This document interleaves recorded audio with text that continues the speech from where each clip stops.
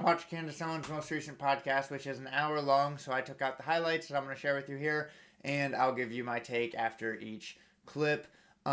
She spent the vast majority, though. I just need to summarize this for you because I didn't include any of this in this video because it would have been impossible to get all the details to get you the point of the story because she drags for a very long part of her podcast at the beginning is about what I'll explain to you here, and it drags out for a long time. There's so many details, but there's never a summary statement. So let me summarize this for you.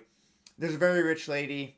Her dad sold the business, and she has a business or whatever. It's like they got a lot of money, and they're at some kind of big fundraiser party where everybody there is rich.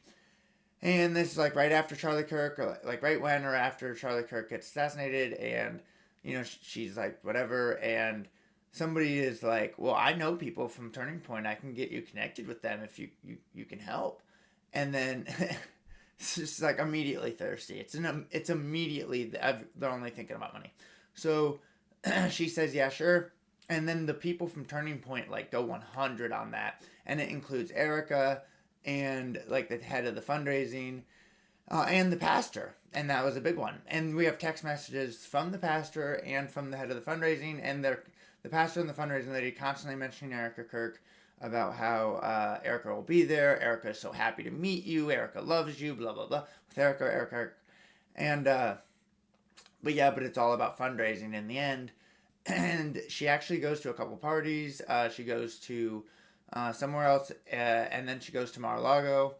And the first place was like very Catholic, and then there was like Catholic guests and that Turning Point, and she's like thought Turning Point was like super Catholic, and then at Mar-a-Lago it was like super Jewish, and she was like was like, what the heck is up with this? Like I thought Turning Point was super Catholic, and that kind of turned her off, and ultimately she realized they were just in it for the money. I don't know, like it just to me it kind of isn't.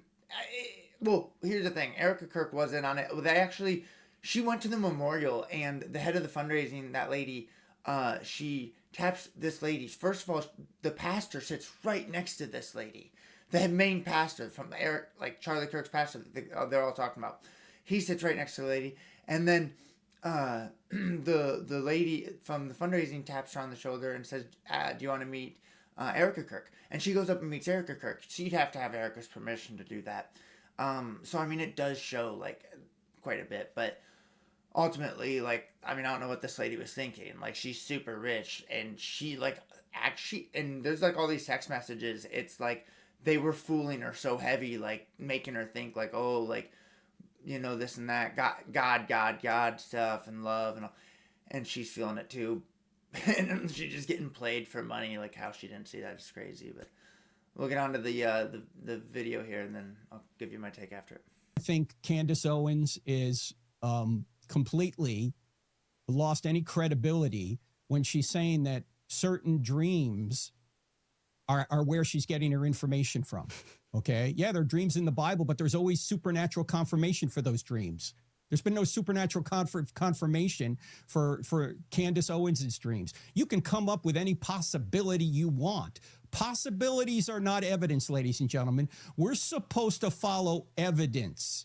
And for people who are slandering Erika and others, including me, and making accusations and lies and stirring up confusion without evidence, this is what Satan does. This attack that people are doing on Candace's dreams is ridiculous. It's not the only point of evidence that she has for any of this stuff. It's just an extra little piece, and then people want to just target that and attack that because it's, the least, trustworthy piece or whatever. But I think there is, possibly, and I've been atheist almost my whole life now, I think there is possibly a chance of something into as far as dreams.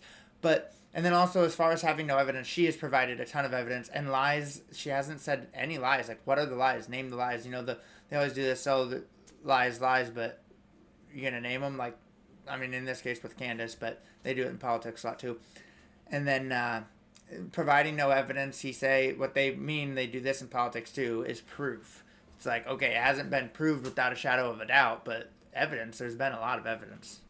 Anyway, guys, I do want to also touch briefly before I get to some of your comments on this Don Lemon arrest. Like objectively, no, I should say subjectively, it's funny.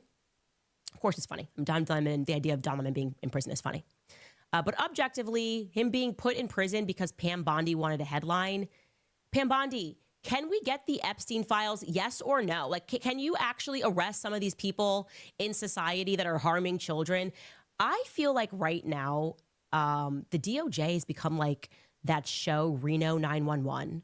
Is that what it is? It's called Reno 911. I think it's called Reno 911.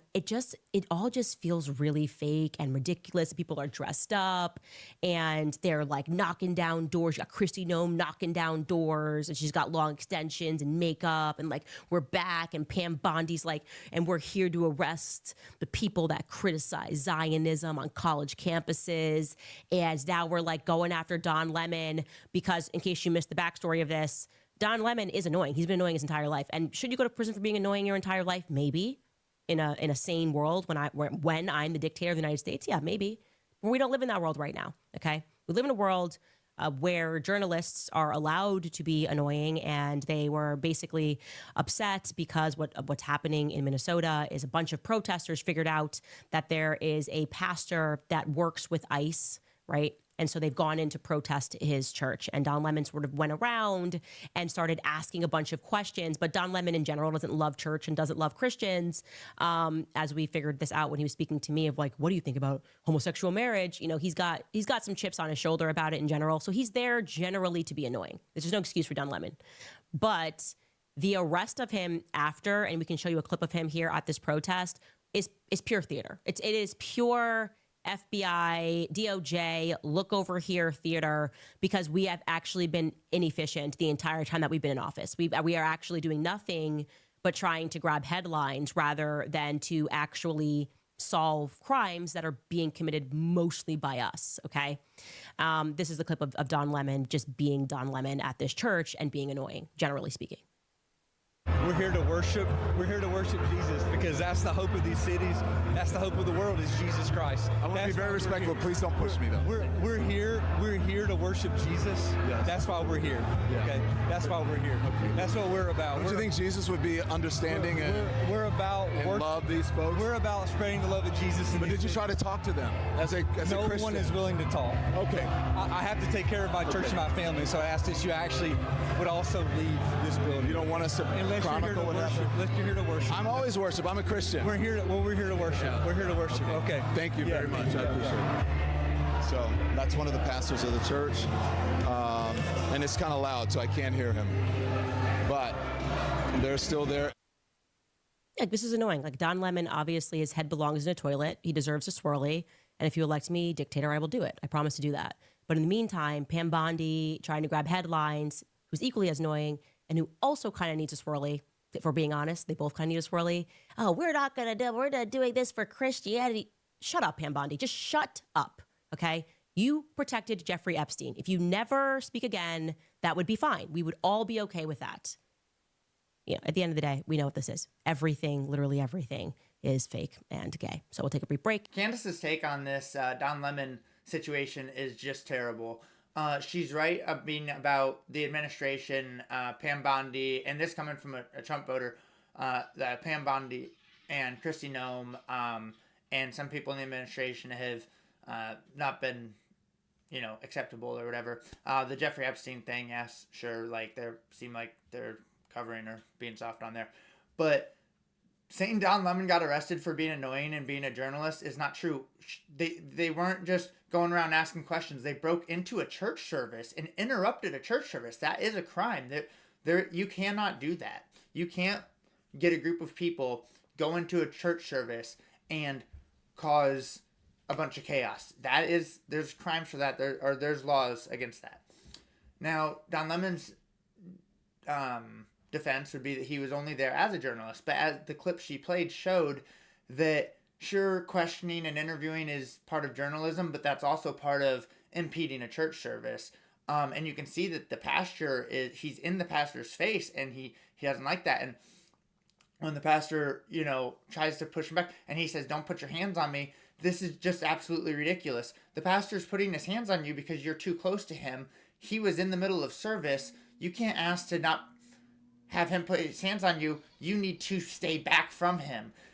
Candace defending this is insane. I don't understand. He wasn't just asking questions. He didn't just going around to churches asking questions. A group of people that he was with went in. There's also another clip where Don Lemon was with the group the whole time. He bought him food.